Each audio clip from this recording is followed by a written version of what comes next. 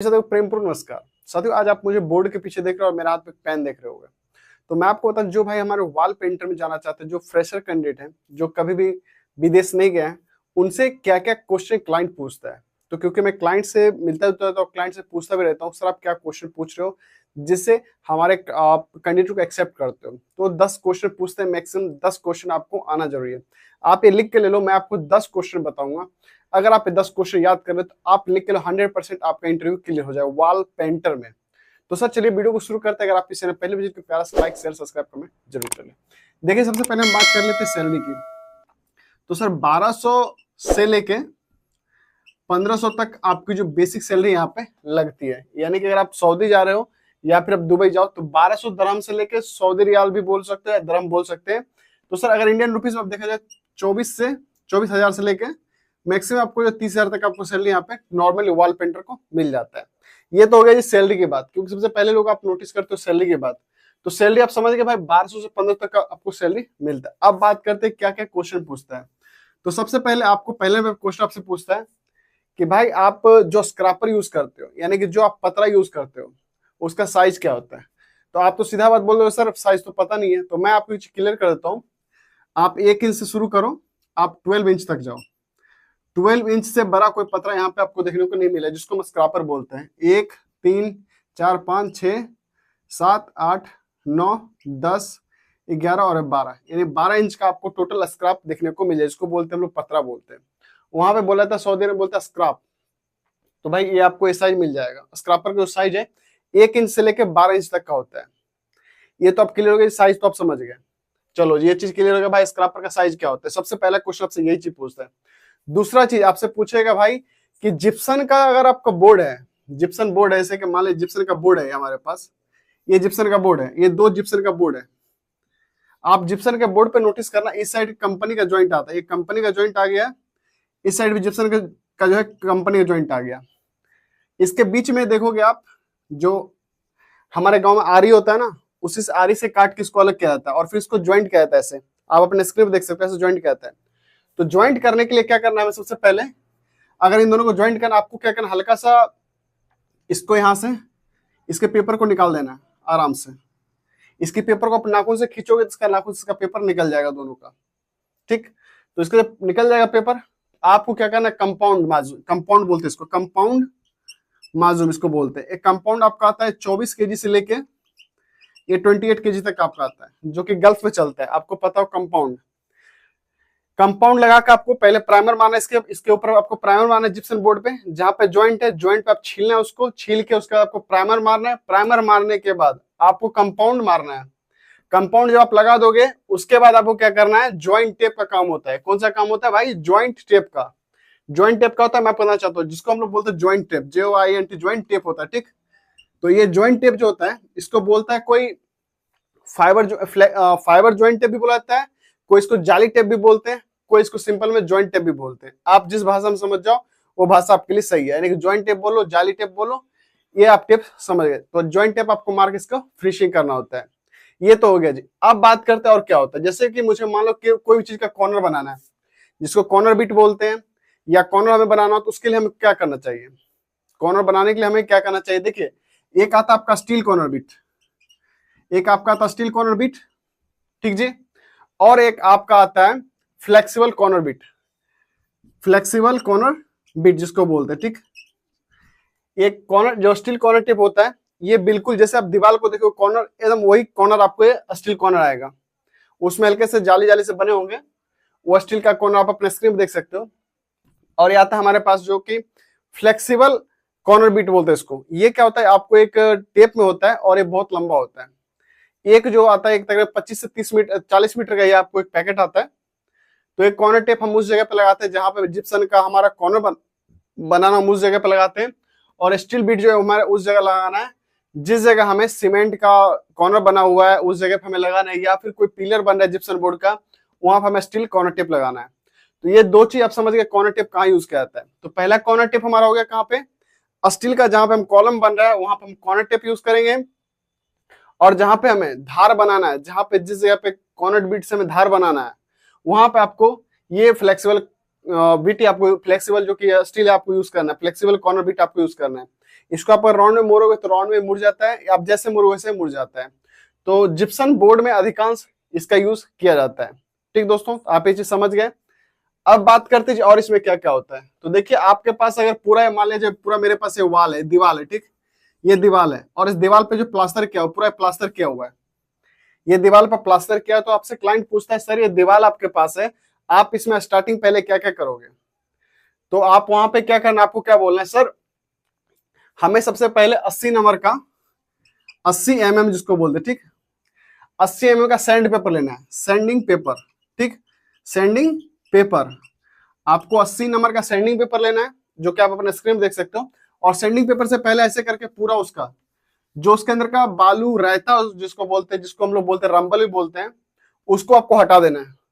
उसके बाद जब वो हट जाए, उसमें अगर ज्यादा ज्यादा अगर मान ले अगर सुसुरा कर दीवार में ज्यादा बड़े बड़े छेद है, होल है, आपको पहले क्या करना है, अगर मेसन का मिस्त्री का काम है तो मिस्त्री से करवाना है।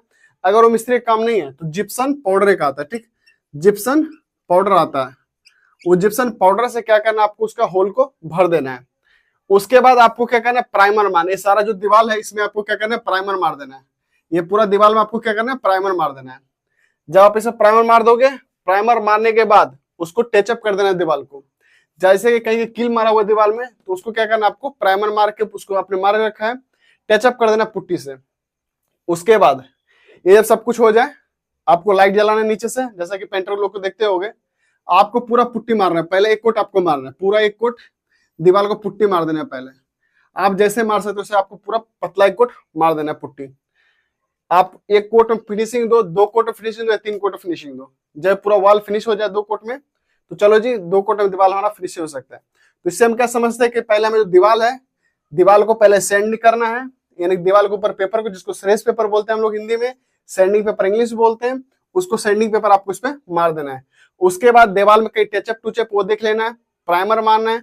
प्राइमर मारने के बाद आपको टचअप वगैरह दीवार में देख लेना कि भाई दीवार में कहीं सुराख उराख कहीं ज्यादा उदा है या कम है, आपको उसको देखना। उसके बाद आपको क्या करना है, पुट्टी मारना स्टार्ट कर देना। वहां पे देखिए पुट्टी 2 क्वालिटी का आता है जी, आपको मैं बता दूं। एक पुट्टी आता है वहां पे डिलक्स का आता है पुट्टी, एक अपना डिलक्स इंडिया का पुट्टी आएगा, और एक आता है विटोनिट आता है। विटोनिट जो होता है, ये विटोनिट पुट्टी जो है आपका, ये वाटर पुट्टी होता है, जिससे कि हम लोग इंडिया में पानी मिक्स करके मिलाते हैं, वो पुट्टी आपको विटोनिट आता है। डिलक्स पुट्टी वहां पे मिल जाएगा आपको, उससे आप पुट्टी कर सकते हो। तो ये 2 पुट्टी आपको वहां पर ब्रांड ज्यादातर वहीं पे चलता है। ये तो हो गया जी पुट्टी वाली बात। अब बात कर, जो है सब कुछ आपका फिनिश हो जाए, तो आपको दीवार में जब आपने पुट्टी पूरा मार दे, दीवार में पूरा पुट्टी हमने फिनिश कर दिया, अब आपको क्या करना है, यहाँ पर आपको दीवार के पास लाइट लगाना है। ठीक जी, आपको यहाँ पर लाइट जला लेना है, ठीक, दीवार के नजदीक में आकर लाइट, ये हो गया आपका लाइट जल रहा है यहाँ से, ठीक। आपको क्या करना है, इस दीवार में सैंडिंग करना है। सैंडिंग आप 150 वाले पेपर से भी कर सकते हो, ठीक, 180 से भी कर सकते हो, ठीक जी, और 220 या फिर आप 200 से भी कर सकते हो, ठीक। ये 4 सैंडिंग पेपर जो होता है, जिसको हम बोलते हैं संपरा बोलते हैं, कोई बोलते हैं सैंडिंग पेपर बोलते हैं, कोई श्रेष पेपर बोलते हैं। तो 150 के मार सकते हो आप, या फिर 180 मार सकते हो, 220 या 200 मार सकते हो आप अपने हिसाब से, दीवार का जो कहना होगा उसके हिसाब से आप पेपर मार सकते हो। तो ये तो गया जी पेपर मारने के बाद। चलो पेपर हमने पेपर तो मार दिया जी, चलो ये चीज भी क्लियर हो गया, पेपर मैंने मार दिया। अब क्या करना है, जब आपने सैंडिंग कर दिया, पेपर आपने पूरा फिनिशिंग कर दिया, आपको फिर से प्राइमर मारना है। फिर से आपको प्राइमर मारना है, पूरा एक कोट फिर से आपको वॉल में प्राइमर मार देना है। जब पूरा प्राइमर आपका फिनिश हो जाए, और एक चीज आपको याद रखना है, प्राइमर जब आप मार रहे हो तो एक स्टेट में आपको लेवल में मारना है। ऐसा नहीं कि प्राइमर मारो तो यहाँ प्राइमर आपका ड्रॉप हो रहा है, ऐसे से दाग दाग बन रहा है। अगर ऐसा दाग बनेगा तो वहां पे क्या होता है, वहां पे आपके सुपरवाइजर जो फोरमैन होते हैं या सिविल वाले इंजीनियर होते हैं, वो आप पे गुस्सा करेंगे। तो कोशिश करें, जब आप रोलर चला रहे हो, ये रोलर हमारे पास है, जब ये रोलर चल रहा है, ये रोलर जब हमारा चलता है ना, तो कोशिश करें इस रोलर से जो ये ड्रॉप आ रहा है, इस ड्रॉप को यहाँ पे मिटा दे, ठीक। या फिर जब आप प्राइमर मार रहे हो, तो जब ड्राई हो जाए, उसको हल्का सा पेपर से खींच देना है।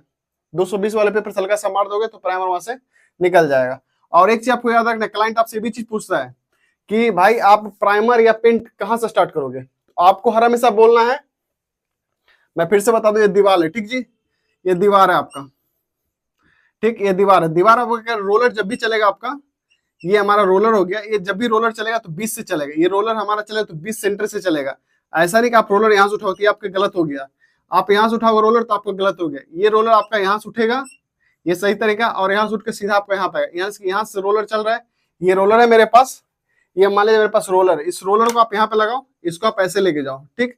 ऐसे करके आपको रोलर को मिलाना है, पेंट को, ये प्राइमर को, और सेम पेंट भी इसी तरह चलेगा। ऐसा नहीं रोलर हमने यहाँ लगा ऐसे आपको ड्रॉप करना, नहीं, ये गलत हो गया। आपको ऐसा इधर भी नहीं लेके जाना, बीच में लगाओ रोलर और आराम से उसको ऐसे करके आपको चलाना है। तो ये एक सही तरीका है। उसके बाद पेंट भी आप इस तरीके से मार सकते हो। तो ये क्वेश्चन आपको याद रखना है। मेन क्वेश्चन आपको जो मैंने आपको बताया कि भाई स्क्रैपर यानी कि उसका साइज उसका क्या चल रहा है, 1 से 12, 1 to 12 इंच, ठीक, यानी 1 से लेके 12 इंच का स्क्रैपर, एक नंबर। दूसरा नंबर आपसे पूछता है जॉइंट टेप, ठीक, जॉइंट टेप कहां लगाना है। तीसरा कॉर्नर टेप, कॉर्नर टेप आपको कहां लगाना है। स्टील टेप कहां लगता है, ठीक जी। और पांचवा आपसे पूछे प्राइमर या पेंट आप कहां से मारना स्टार्ट करोगे। छठा नंबर आपसे पूछता है सैंडिंग पेपर का साइज, यानी कि सैंडिंग पेपर का जो साइज होगा, साइज क्या होगा, जो आप स्क्रैच मार रहे हो वॉल में, जो पेपर मार रहे हो उसका साइज क्या है। तो ये मुश्किल से आपसे 5 से 6 क्वेश्चन पूछता है, और मैंने आपको 10 से 12 मिनट की वीडियो में हर एक चीज मैंने आपको बता दिया। तो कोशिश करें जो मैंने आपको बताया भाई, ये साइज इसको याद रख लें। आप जॉइंट टेप के बारे में देख लें, आप कॉर्नर टेप के बारे में, बिट के बारे में देख लें, स्टील बिट के बारे में समझ जाएं, और प्राइमर के बारे में समझ जाएं। और आप क्या बोलते हैं सैंडिंग पेपर का जो मैंने आपको साइज बताया, ये तो अगर सैंडिंग पेपर को मैं जोड़ूं तो 60 से शुरू होता है जी, 60, 80, 120, 150, 180, 200, 220, 320, 350, ऐसे करके आपको सैंडिंग पेपर आता है। लेकिन जो हम यूज करते हैं मैक्सिमम 60, 80, 120, 150, 180, 220 और 250 तक हम लोग सैंडिंग पेपर वॉल में यूज करेंगे, ठीक। तो ये हो गया जी, क्लाइंट का पूरा इंटरव्यू का खेल इसी के ऊपर है। आपको मौखिक जवाब अगर नहीं, इस तरीके से आपने दे दिया तो आप बिल्कुल पास, उसमें कोई तरह की दिक्कत नहीं है।